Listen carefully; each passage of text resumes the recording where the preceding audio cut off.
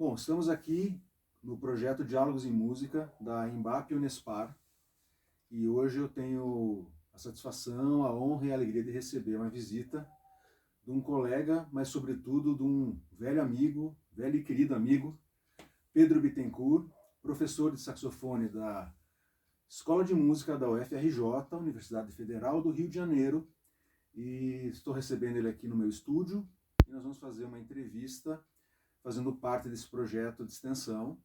Então, Pedro, seja muito bem-vindo ao projeto Diálogos em Música.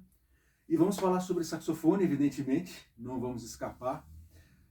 Então é o seguinte, primeiramente, se você quiser discorrer um pouco sobre o seu currículo, e aí a gente vai engatando, eu tenho algumas perguntas que na sequência a gente vai colocando. Mas seja bem-vindo. Cara, quem é você, Pedro?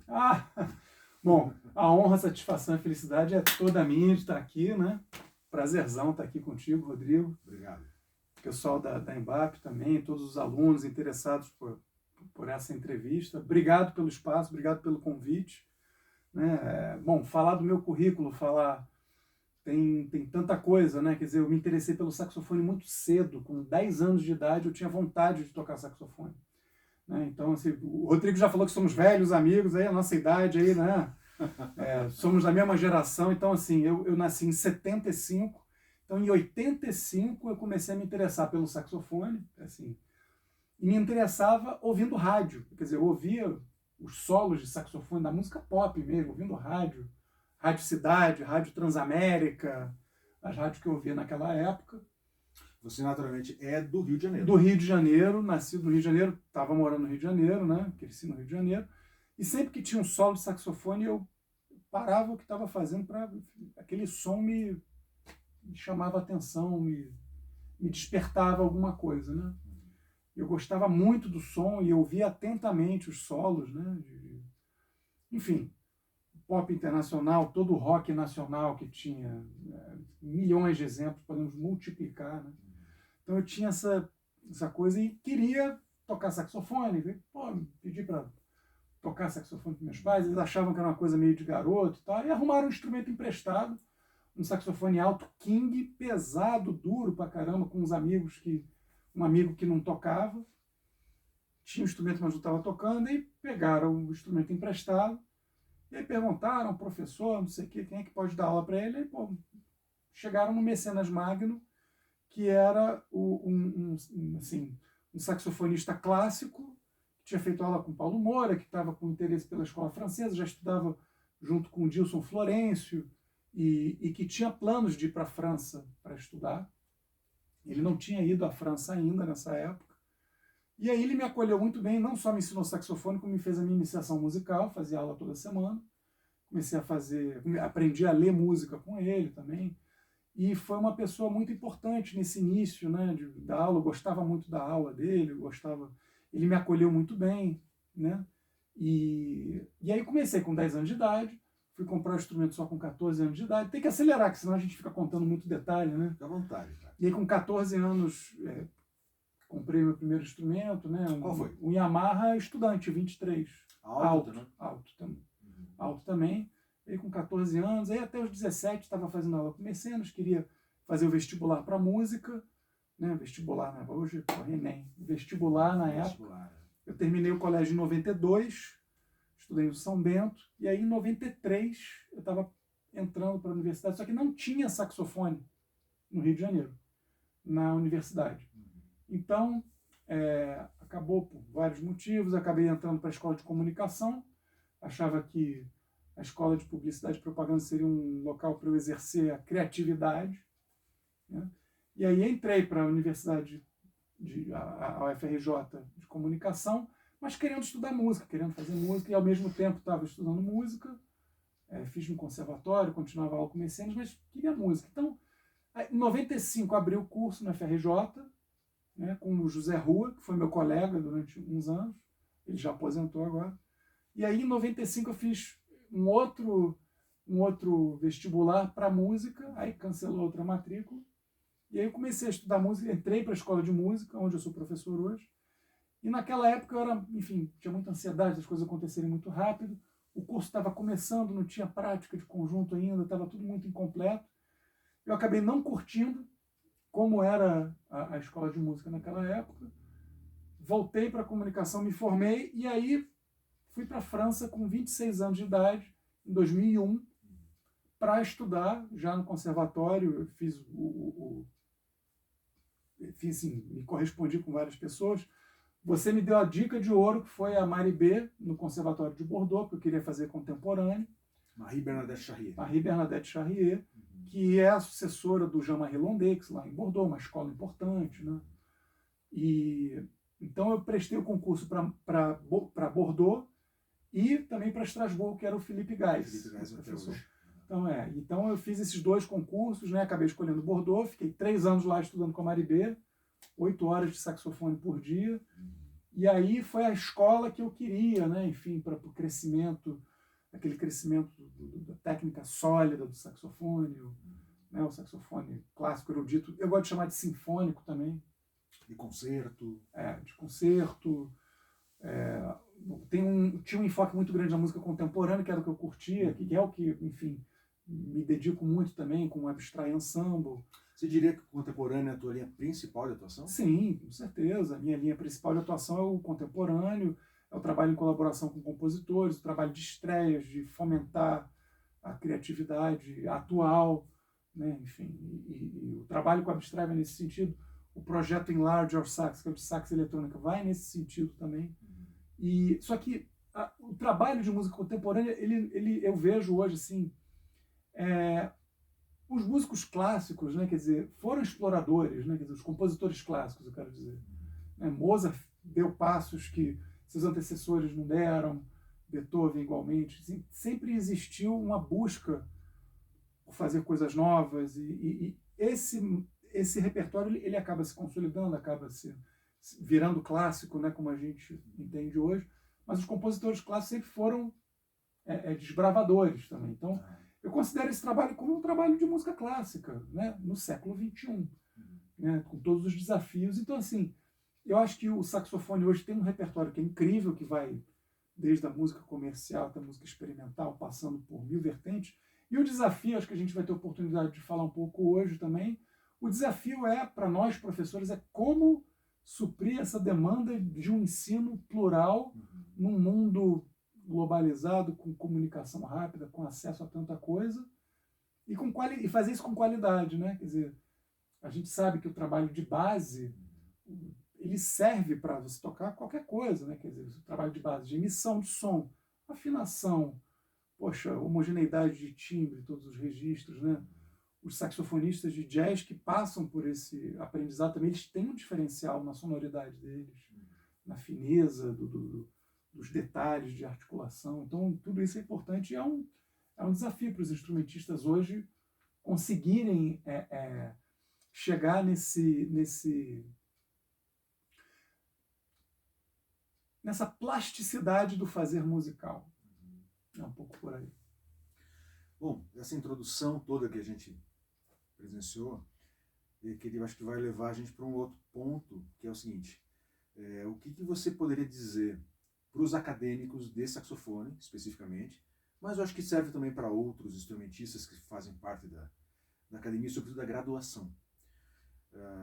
Quais são alguns conselhos que você considera fundamentais ou pétreos para um aluno de graduação hoje, no nosso caso, saxofonistas, mas eu acho que isso se aplica aos demais também, instrumentistas?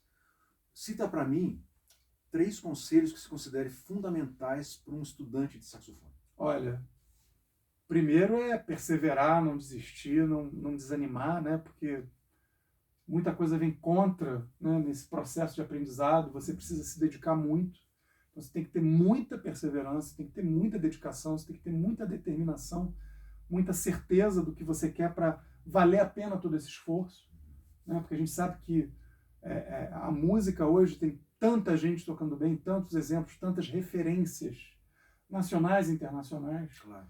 Então, como hoje os jovens têm acesso muito fácil, né? Quando a gente começou a estudar saxofone, imagina, você conseguir uma cópia de um concerto, de um método, era uma coisa, né, maravilhosa. Partitura mais do que branca, que tinha sido copiada 10 vezes, né? O Xerox do Xerox. Pois é. O disco de vinil que a gente gravava em fita cassete. Pois é, hoje você tem a facilidade de você acessar todos esses materiais. Tudo. Cada um hoje em casa tem uma enciclopédia, a gente nem sabe o que a gente tem, né? Verdade. Então, isso gera uma dificuldade, assim, como saber selecionar o que estudar, como, quando e qual caminho. Eu acho que o professor hoje tem um papel primordial nisso, olha, vai por aqui, né? Segue isso aqui, faça esse repertório para fazer depois esse, né? É que nem você... Dar caminhos. E fazer os patamares, né? Quer dizer, confiem no seu professor também, isso é uma coisa que é importante, siga o caminho que ele está dando, porque existem patamares, se você queimar uma das etapas, você pode quebrar a cara.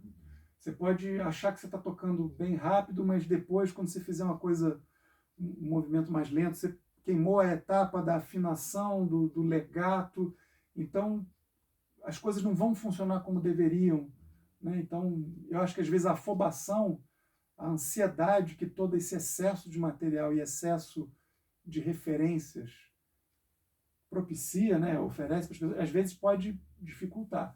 Então, assim, os conselhos para o estudante de graduação, bom, são esses. Dê sempre o seu melhor também. Eu acho que a gente tem muita distração hoje em dia, são milhões de joguinhos, de redes sociais, de internet, de coisas, né? Eu acho que você precisa aprender a focar, aprender a ter os momentos de entretenimento e saber, assim, o quanto mais você se dedicar aos estudos, né, da música, mais frutos você vai conseguir colher depois também, né? Então, assim, valorizar esse tempo, né, que você dedica ao estudo, que você vai ver essa evolução. Então, hoje em dia, com tanta opção, com tanta informação, né, é realmente uma dificuldade. Todos nós temos essa dificuldade, né? Você começa a olhar o celular, você vê daqui a pouco você está meia hora, 40 minutos rindo de besteira. Fácil. E você podia estar fazendo escala e arpejo, aquecendo para estar lendo a tua peça que você vai tocar no final do semestre, que vai demorar para você montar. As coisas não acontecem rápido, né? E como é muito fácil você pegar um celular e fazer assim, a gente acha muitas vezes que vai ser assim na música. Não é. Então, acho que essa consciência ela tem que existir, ela tem que ser construída, né? E eu acho que isso é importante para os estudos de música. E, ao mesmo tempo, a gente não pode fazer uma abstração total do mundo das redes e saber como é que eu faço uma gravação bem feita, como é que, né, poxa, aqui o Rodrigo tem um estúdio bacanérrimo para gravar, o som fica, né, enfim, fica ótimo. Então, como fazer uma gravação quando não for no estúdio, como posicionar o microfone? Existe uma sensibilidade de como eu serei ouvido num post, nas redes, ou que pode ser afinado, pode ser elaborado, né? Você pode entender o sentido que você quer dar para o seu som, e é importantíssimo gravar. Quanto mais a gente grava e se ouve, mais crítico você pode ser com o que você está fazendo. O processo de gravação, ao longo dos anos, para mim, foi um processo assim dos mais importantes para assim, fazer opções de sonoridade, mudar de material, mudar de boquilha, de palheta, ou de saxofone, né, fazer... Peraí, eu estou tocando assim, mas eu acho que o som pode ficar melhor dessa maneira, e você vai elaborando. A gravação é importante, né? Então, não é abstrair totalmente das redes sociais ou do mundo que a gente tem de facilidade de gravação, mas tirar proveito disso e fazer bem, fazer uma gravação bem feita, que dê para ouvir num celular, mas quando você botar um fone, você fala, pô, peraí, aqui eu estou ouvindo um som, e reconhecer o som, né? Tem saxofonistas que a gente reconhece na hora a sonoridade dele, tanto do jazz como do clássico, então, seja pelo vibrato, seja pelo timbre. Então, é uma coisa que a gente pode... É importante trabalhar também, né?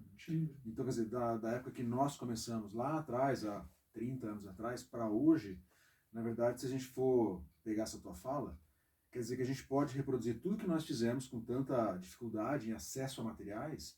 Você pode queimar essas etapas para o bem, com esse apoio da tecnologia, e você vai fazer tudo que nós fizemos quebrando pedra, você vai fazer muito mais fácil. Com certeza. Contanto que você saiba optimizar o teu tempo. Seria mais ou menos isso? Com outros instrumentos, claro, com certeza, com certeza. O perigo é a distração, é você se perder nas milhões de versões da mesma peça. Será que é tão importante ouvir várias versões da peça, será que é mais importante você saber estudar uma partitura? A partitura te dá muita coisa. Aí você pega a partitura, vai olhar a gravação, pô, peraí, o cara está fazendo um negócio aqui que não está escrito. Fica interessante ou não? Por que razão? Né? Então, eu acho que o espírito crítico tem que estar sempre presente e tirando proveito de tudo que tiver ao seu alcance. Agora, tem que ser focado, tem que ser direcionado, e para quem está estudando, né, é importante ouvir quem tem mais experiência, ouvir o professor que já viu muitos alunos passando ali, quer dizer, seguir um caminho, ter um trajeto, né? A gente quando pensa um currículo de um curso, a gente está pensando no crescimento dos alunos. Com certeza. Lá no FRJ a gente foca também, assim, a gente tem um perfil também que é interessante, que tem espaço para eles praticarem com banda sinfônica, com big band, com orquestra, conjunto de saxofones. Então ele vai tocar o saxofone para música de concerto sinfônico, vai ter o jazz também. Agora, tem etapas, tem a técnica de base que você tem que adquirir para depois começar a abrir o som, fazer o som mais brilhante, fazer articulações mais voltadas para o jazz. Quer dizer, tem que seguir um caminho. E mais para o final do curso, a gente espera que o aluno tenha uma autonomia na escolha das peças, do repertório que ele vai fazer. Aí o recital de formatura é uma escolha do aluno com orientação do professor. Eu queria que você falasse justamente dessa vertente que vocês têm na UFRJ, que eu acho genial, riquíssima, que eu gostaria muito de ter também na Unespar, na Embap, que vocês têm professores para o jazz e para o clássico. Uhum. Fala um pouco para a gente disso. Então, o Júlio Merlino, meu parceiro, colega de trabalho do FRJ já há vários anos, é um trabalho incrível, assim, é muito bom trabalhar com o Julinho, como a gente chama ele. Ele está fazendo um trabalho incrível na UFR Jazz. Depois que o José Rô aposentou, uns anos atrás, o Julinho assumiu a Big Band, ele terminou o doutorado e em seguida pegou a Big Band. E a Big Band é a prática de orquestra obrigatória para os estudantes de saxofone desde o primeiro período. Então, assim, eles já começam a trabalhar o jazz desde o início do curso, né? E aí o Julinho é especialista de improvisação, ele, enfim, tem um conhecimento muito grande de harmonia, toca muito bem piano, improvisa muito, né, enfim. E tem uma metodologia muito, muito bacana de ensino da improvisação, e toca vários saxofones também. E isso não é uma coisa que vá assim, não é uma coisa nem complementar, nem... A gente faz a técnica de base juntos, assim, é a mesma aula, a dele, a minha. Tem a prática da Big Band, que é desde o início também para os alunos. Tem as aulas comigo, que são de saxofone clássico, erudito, sinfônico, música de concerto, que o Julinho também dá, são o Ferling, né, o Gilles Senon, escala e arpejo muito no início, né, para trabalhar sonoridade, homogeneidade, isso ele dá também. Então a gente dá a mesma aula de base, e os repertórios que cada professor trabalha são diferentes, né? Quer dizer, eu vou fazer o repertório clássico, ele faz o repertório do jazz. Agora, a gente faz um caminho assim, cada aluno também, a gente vai analisando período a período como é que é o trajeto dele. A gente já teve aluno que quis se especializar no saxofone clássico, né? E ele fez a Big Band. Ele quer fazer o clássico, mas ele tem que fazer a Big Band para conhecer como é que é a articulação acentuada, como é que faz aquilo ali. Quer dizer, não é porque ele se direcionou na escolha dele da autonomia de ser um músico clássico, ele não vai fazer a Big Band. Não, ele vai fazer a Big Band. Porque no mercado de trabalho para o saxofonista hoje, pode ter musical, tem que saber tocar com swing, tem que saber o que é fazer um swing. Está escrito colchê, mas ele tem que fazer, né? Bom, um saxofonista que não sabe fazer isso, ele se limita, carta fora do baralho no mercado totalmente. Ninguém vai chamar o cara para tocar de novo. Sim. Então a gente precisa ter essa experiência. E ao mesmo tempo, o cara saber o que é um som projetado, sem microfone, para tocar com uma banda sinfônica, para ele timbrar com trompete, com trombone, com flauta, com clarineta, e com um violino quando ele tocar com a orquestra também. Então, ele desenvolve o conhecimento, a gente ensina para ele como se deve tocar, né, os diferentes repertórios na aula individual, e ele põe em prática isso nas aulas em conjunto. No conjunto de sax, eu procuro fazer um trabalho assim muito de base, de timbre, de afinação para tocar junto também, e fazer um repertório bastante variado, desde música renascentista até música contemporânea, passando por jazz, música brasileira, né? Como eles têm o jazz na Big Band, eu não costumo trabalhar jazz, porque o Julinho já faz isso. Já né? supre. Totalmente. Agora, repertório brasileiro. Fizemos dezenas de estreias no conjunto de sax. E aí vem o meu lado também de fomentar a música contemporânea. Não entendo a música contemporânea como música experimental, música atonal, a música de hoje, os compositores que escrevem hoje. Os estudantes de composição muitas vezes chamam a classe de saxofone para tocar obras deles. O conjunto de sax tem muitas peças de professores, de alunos, que já fizemos recitais inteiros de formatura da classe de composição. Né? Então, é uma prática que eu estimulo muito, que eu acho que faz todo sentido para a integração na instituição dos cursos, né, de graduação, tanto de composição como de saxofone. E eu acho que isso é importante para os alunos terem essa consciência de que eles precisam ter eu gosto dessa palavra, né, a plasticidade, que é você se adaptar a diferentes estilos musicais. E dentro disso, você, ao longo do curso de graduação, você vai vendo qual é a tua área que você gosta mais, que você quer mais seguir, mas você sabe como é que se trabalha o saxofone em geral. Perfeito. Né? Então, Perfeito. essa é a ideia. Cada um vai de um jeito, cada um aproveita de um jeito. Tem alunos que se desenvolvem muito mais no erudito, outros vão cair de cabeça no jazz. Né? Então, assim, eu e Julinho, a gente divide os alunos. Já teve época que a gente dividia, como se pegasse o aluno e partisse ele ao meio, né? Faz uma parte de técnica comigo e faz a parte de repertório com o Julinho. Agora a gente está mais numa de cada um pega o aluno e faz o trabalho completo, e depois depois de um ano, mas o aluno sempre vai fazer aula com os dois professores. Né? Ele sempre faz aula com os dois professores em algum momento do curso. E a gente vai adaptando isso de acordo, né, com o que a gente achar que é melhor para o aluno no percurso dele e nas escolhas que ele está fazendo ao longo do curso. Maravilha. Bom, agora há pouco eu pedi para você elencar 3 coisas importantes para o estudo. Você falou até mais do que 3. Foram mais que 3, eu nem me liguei se eram 3. Sim. E agora eu queria que você elencasse, dentro da tua especificidade, que você tem essa pauta principal da música contemporânea, cara, me dá 3 peças que você acha fundamentais para um aluno que queira seguir também pela música contemporânea. Que ele tem que estudar. Olha, independente do tempo que ele tem de saxofone.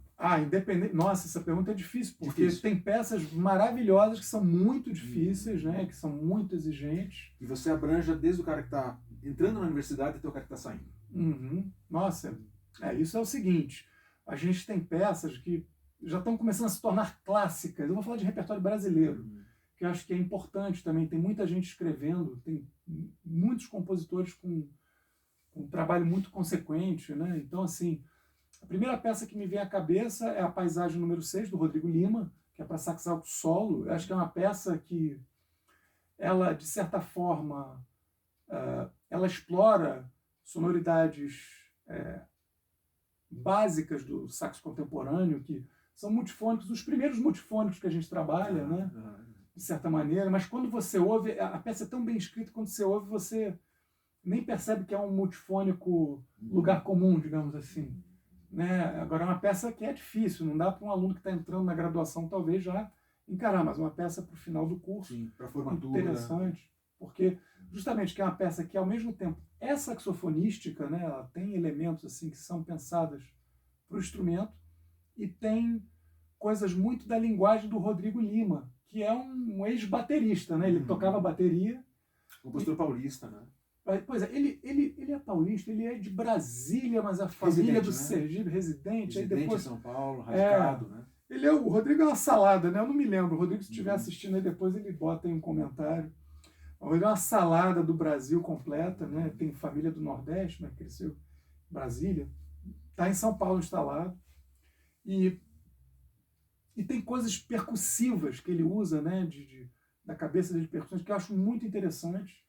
Que eu acho importante a gente também pensar, assim, tentar pensar no saxofone hoje como um instrumento que tem uma escrita orquestrada para ele muito variada. Então, assim, tem essa peça do Rodrigo Lima, Tem uma peça muito bonita de um compositor daqui, de Curitiba, o Solilóquio, não lembro o nome, que é para sax tenor, do Harry Crowell. Foi dedicada para mim. Dedicada para você, que é uma belíssima peça, que me lembra um pouco a Betsy Jolas, né, o episódio Catriane. Tem uma similaridade do quê? Do som, das notas longas, da coisa de você entrar no som, que já é um convite, né, para a música contemporânea, para você contemplar novos materiais sonoros, né? Então, é uma peça interessante. O solilóquio, para quem toca tenor, né, quer dizer, é que eu vejo muita gente assim, a música contemporânea não entendo, é muito difícil, é muito diferente. E aí, quando eu dou masterclass, mostro, explico, você vê que o trabalho é de música clássica, quer dizer, é frase, é início, é fraseado, é um vibrato que é diferente, os morzato que vai ser um vibrato controlado de uma forma diferente, sonoridades que têm elementos rítmicos. Então, a gente está no mesmo trabalho, só que a estética é diferente.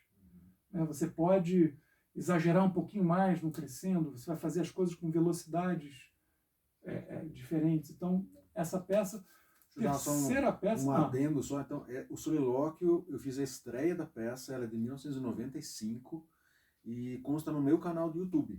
Se você tiver curiosidade em conhecer, é só entrar no meu canal, se puder se inscrever, veja o conteúdo que eu posto lá. Solilóquio número 1, do Harry Crowell. Vale a pena, bela peça.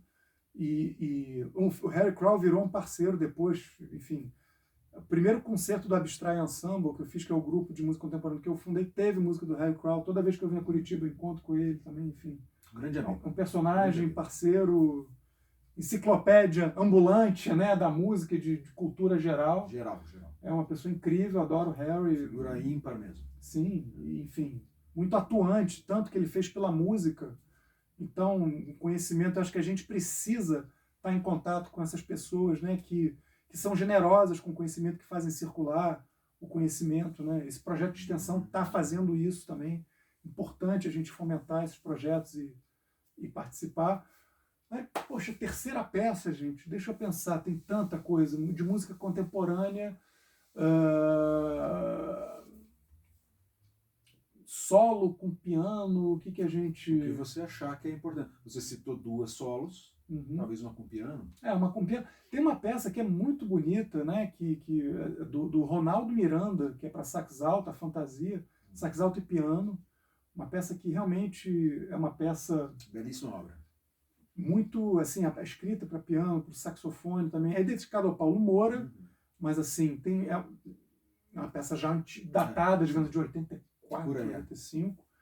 Mas é uma peça, assim, realmente vale a pena. É uma peça que você vai ter que trabalhar a expressividade. É uma peça que tem reminiscências românticas, tem, enfim, aquela forma do Ronaldo Miranda de tratar a tonalidade também, várias tonalidades, e tem música brasileira, tem ritmos brasileiros. Tem.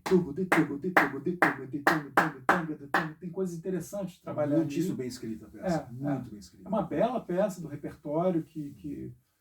Aí eu não sei se já no meio do curso talvez a gente tenha uma peça de início, uma do meio, outra pro final. Acho que sim.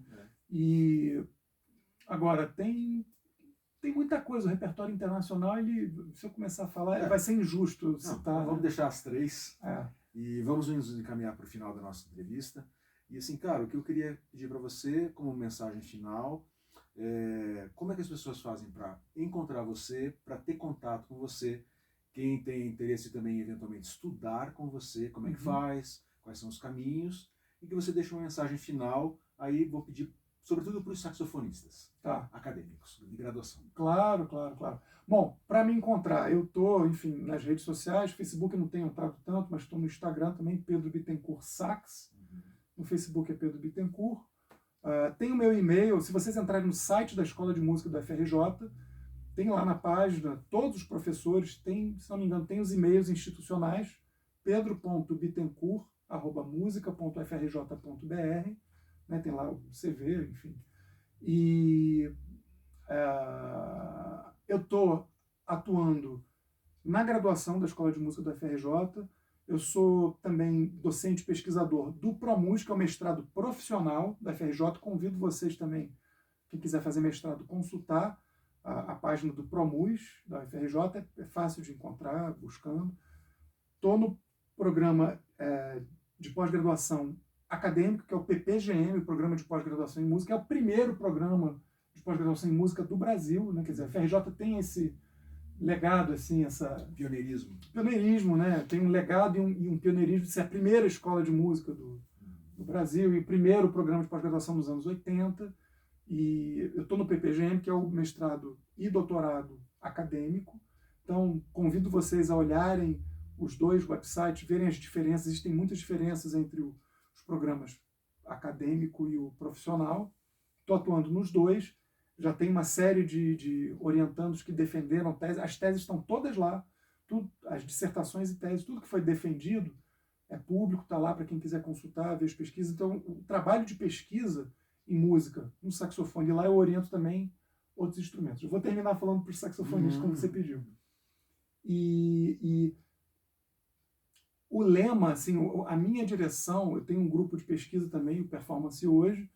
O que eu trabalho ali principalmente são colaborações criativas com compositores, de instrumentistas com compositores em novas peças, trabalhando com criatividade, né? Então, tudo isso é tema de pesquisa, de desenvolvimento artístico, técnico, reflexão, ou mais voltado para um produto, como o caso do mestrado profissional. Então, ali é muito diversificado. E na graduação, a ideia é que a gente forme instrumentistas de alto nível, né, saxofonistas, prontos para o que der e vier aí no mercado, seja para solar com uma orquestra, tocar música de câmara, fazer repertório camerístico, com piano, né? Eles têm a oportunidade durante o curso de interagir com todas essas formações, além de também fazer projetos com eletrônica, também se quiserem, com uma classe de composição. E assim, a mensagem final para os saxofonistas de graduação é que dentro de tanta opção, dentro de tanta abertura, dentro de tanto conhecimento, de tanta variedade musical, o caminho que vocês têm na universidade, que é adquirir conhecimento, conhecer gente, ter contato, circular, fazer parte dessa circulação do conhecimento e de pôr isso em prática, é muito importante vocês levarem isso com responsabilidade para si próprios também. Quer dizer, vocês fazerem parte de uma instituição federal ou estadual, ou que tem uma história, um legado, um objetivo, né? Isso tudo, com o esforço de vocês, com a dedicação, com tudo que vocês fizerem dentro e fora, vocês estão fazendo parte dessa história, né? Então, assim, é muito importante aproveitar essa oportunidade, né? Porque a gente às vezes fala, eu tenho que trabalhar, eu tenho que fazer aquilo, acaba deixando um pouco de lado, mas se você não se dedicar nesses anos que você está na universidade, depois você não vai mais ter tempo de estudar como você poderia. Então, é aproveitar a oportunidade. A universidade é o local por excelência de crescimento intelectual, técnico, de conhecimento musical, tudo que vocês vão adquirir. E é uma oportunidade, né? Quer dizer, uma oportunidade para ser levada super a sério, aproveitada, né? E que, enfim, com certeza vocês não vão se arrepender depois. Vocês vão poder ter muito mais escolha, né? Muito mais conhecimento e muito mais conhecimento de causa, quero dizer. Quer dizer, você estudando saxofone, estudando o instrumento, conhecer um instrumento que tem tanta abertura, né? E é importante você tocar muito bem, você tem um nível, você levar a sério o estudo do saxofone como uma via de entrada na vida musical da sua cidade, do seu país, ou internacional, para quem for para fora também. Então, é uma oportunidade a ser realmente levada super a sério.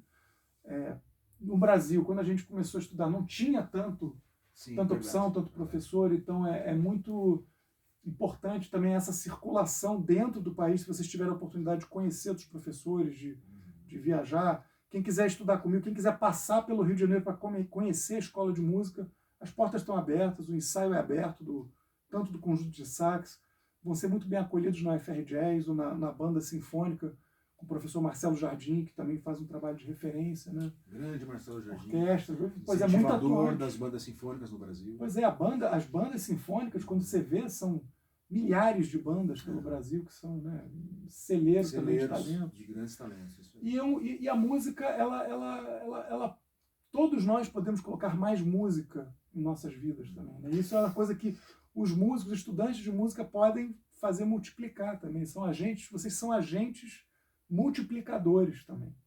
E isso é uma coisa importante. Maravilha, Pedro. Tá?